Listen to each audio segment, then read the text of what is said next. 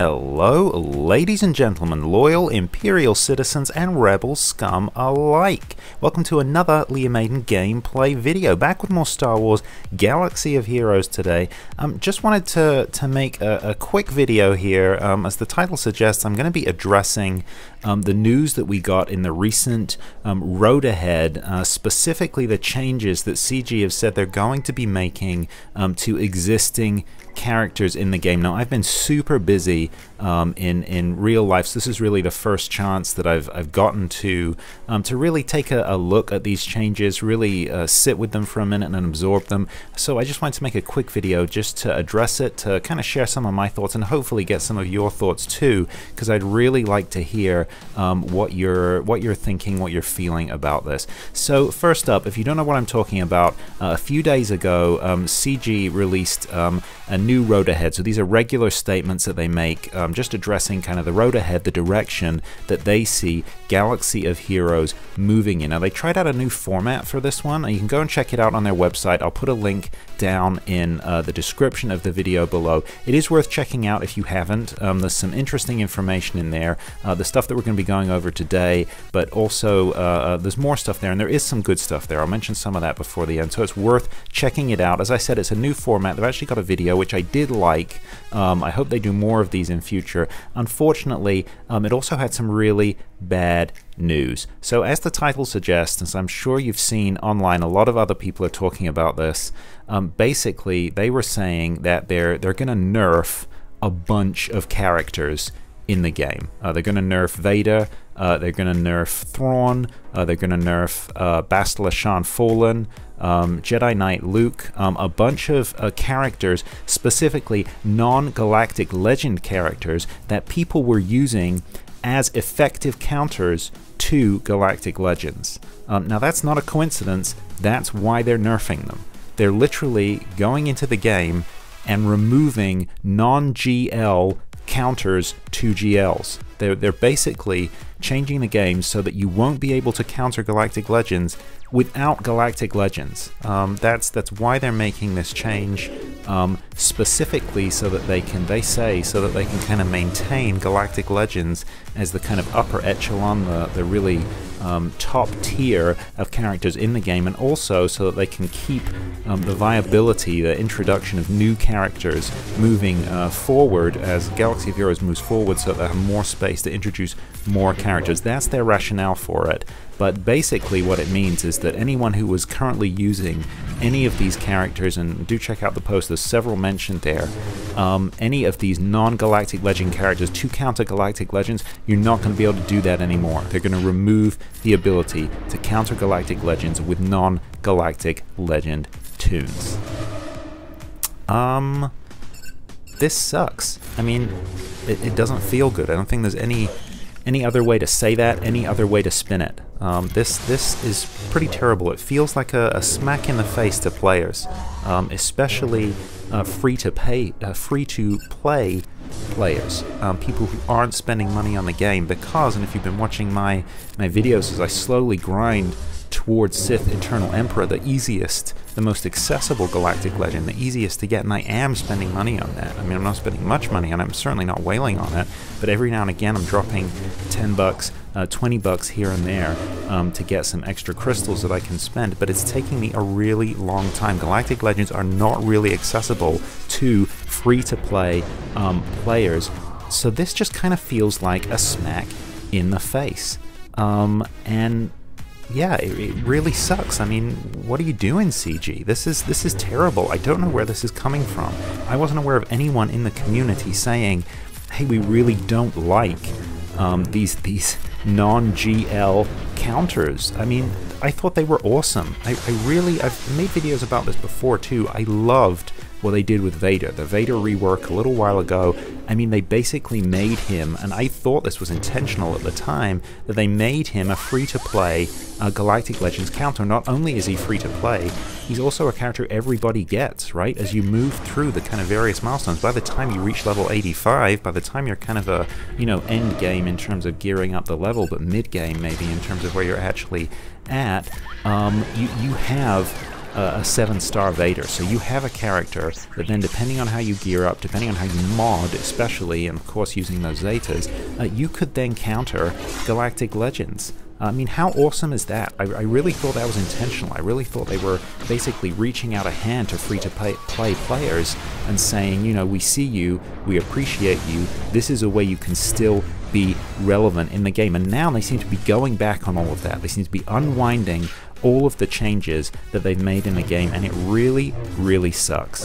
Now, understandably, people have been really upset about this. I'm sure if you've been, you know, seeing other people's videos, there are a lot of them out there with people really venting about this. I tweeted about it a little bit the other day when I first found out about it, and I've had a lot of people, you know, telling me that this is it for them. They're gonna leave the game. This is the last straw. They've had enough of CG. They're out. I totally understand that. That said, this also is not the first time that we've seen this. It's not the first time that CG have actually come back and nerfed a character. Some of you have been playing the game for a while. You may remember they did this with Dooku. Dooku used to be way OP. I mean, he could take down entire squads, and they basically nerfed him. It's also not the first time that I've seen people saying, you know, that because of actions that CG have made, that I've seen them turn around and say, this is it, I'm leaving the game. I mean, a lot of people said that when they introduced relics, and that was seen as being kind of a paywall thing that you basically had to pay to get to the higher relic tiers, and a lot of people said that even when they introduced Galactic Legends. But I don't know, this feels a little different to me. Obviously the game survived all those other changes, and don't get me wrong, I'm not sitting here saying it's not going to survive. I definitely think it will, but I also think they're going to lose players over this. They're going to lose loyal players. I just can't see this being a good move on the part of CG. What it basically does, and they clearly say this in the Road Ahead, is it makes GLs, Galactic Legends, the main focus of the game. Basically now, if you're playing Star Wars Galaxy of Heroes, you have to be focused on Galactic Legends. There's just no point in not going for Galactic Legends. So from the get-go, as soon as you start playing this game, you really have to have in mind, you know, who you're going for on the Galactic Legends. And that seems like a shame. It seems like rather than kind of expanding the game and expanding the ways to play, they're kind of narrowing the field, right? They're forcing people to focus on this particular thing instead of increasing ingenuity and increasing diversity in people's squads and people's playstyles. And ultimately, I know they're saying this is for the longevity of the game, so they can introduce more exciting characters. I feel like this is a step in the opposite direction. I guess we'll have to see how it plays out, but it doesn't necessarily feel good to me. One big way that I think it's really going to affect the game is Grand Arena. If you can no longer counter Galactic Legends without Galactic Legends, it's basically going to mean, you know, if you're in say, I don't know, I'm in Division 7 right now. Division 7, there are people with Galactic Legends in Division 7, right? You know, they're probably only going to have one, maybe, but there are people there with Galactic Legends. If you don't have a Galactic Legend, I don't have a Galactic Legend right now, close to Sith Eternal, but not yet.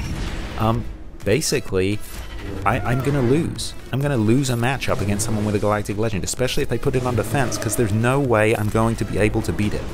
Even if I had a Vader previously that could beat it, you know, I could fracture with Thrawn. Those opportunities have been taken away now. There's just no way. That all I need to do really is put, you know, Supreme Leader Kylo Ren on defense, put Rey on defense, and that's it. I cannot get past that. And that really sucks.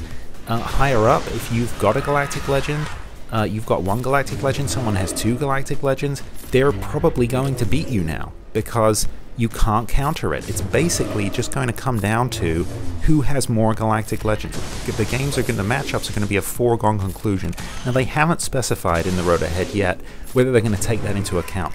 Whether matching is really done on roster strength. It does take into account how many relics characters you have, but as far as we can tell so far, it doesn't really seem to take into account how many GLs. Now, maybe they're going to make that change, so maybe basically you'll never get matched with someone with a GL unless you have a GL. If you have one, you'll only get matched with someone with one. I don't know how feasible that is, but if they don't do that, basically I think Grand Arena matches risk becoming foregone conclusions. You literally just count who has more Galactic Legends. Okay, that person has won, barring any major misplays. Again, this doesn't seem like it's expanding the scope of the game. It seems like it's limiting the use of tactics, limiting the use of, strategy, and limiting people's ingenuity, people's ability to really get diverse with the way they use their tunes and get creative with their squads. And that just feels like it's diminishing rather than increasing the enjoyment, the excitement, and the possibilities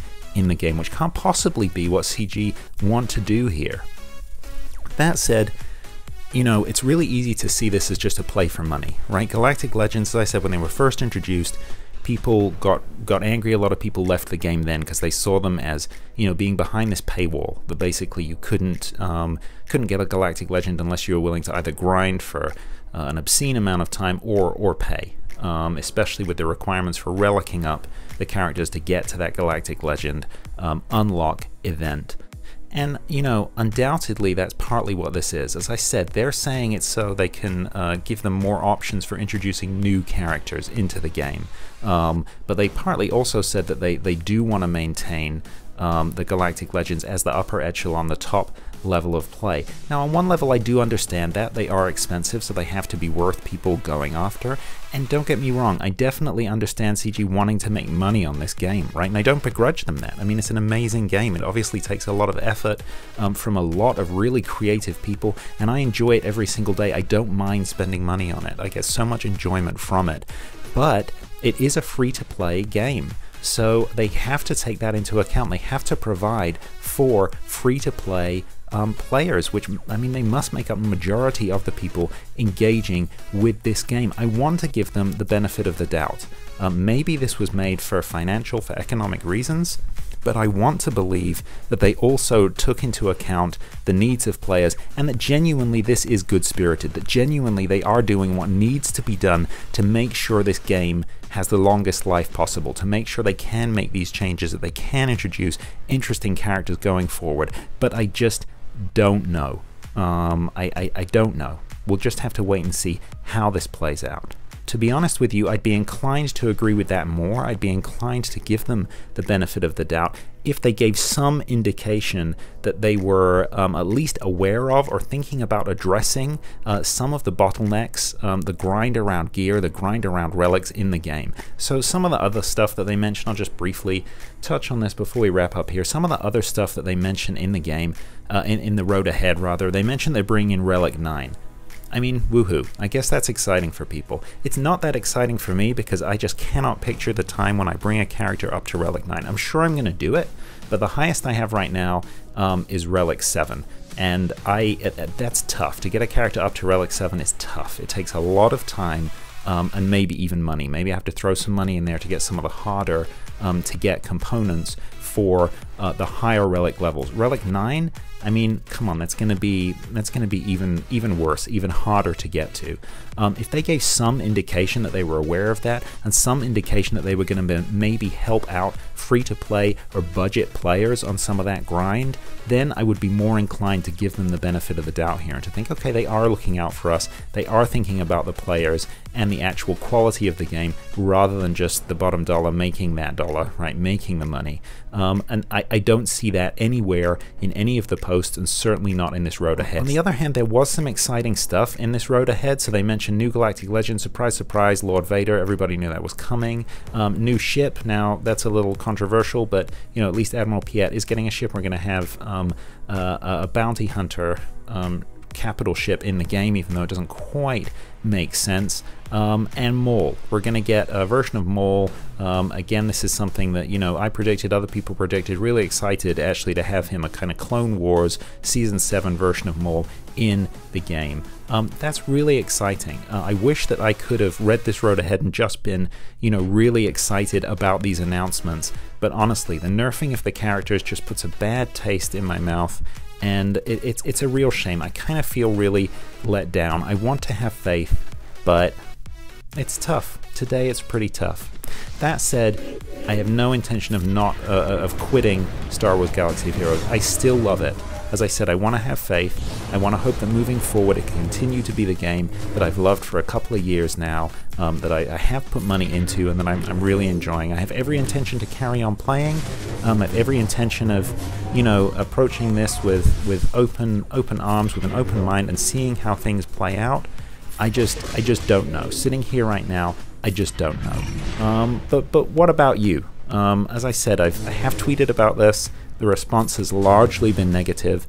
The videos that I've seen online, the response has largely been negative. Let me know what you're thinking. I would love to hear your thoughts down below. Well, that's it. That's all from me today. As I said, I wish that this was a more upbeat, more exciting video. I will be back later in the week. It's almost the end of the month, if you can believe it. So I'll be back later in the week with an update, actually on my Grand Legend Sith Eternal Emperor progress update. So stay tuned for that, along with my regular Star Wars Galaxy of Heroes and Marvel Strike Force videos. That is all for me today. As I said, please let me know down below. I'd love to hear your thoughts on this whole issue, on the new Galactic Legends, the good stuff as well as the bad. You know, the new Galactic Legends, the new units, the new ship, but of course the nerfing of Vader, the nerfing of Thrawn. Let me know your thoughts. Let me know how this is going to affect you. Let me know what you're thinking, whether you're feeling optimistic about the future of the game, just, you know, how you're really feeling about Star Wars Galaxy of Heroes right now. I would love to hear your thoughts and comments down below. If that's all from me today, I'll see you in the next one. In the meantime, look after each other. And remember, the Force will be with you. Always.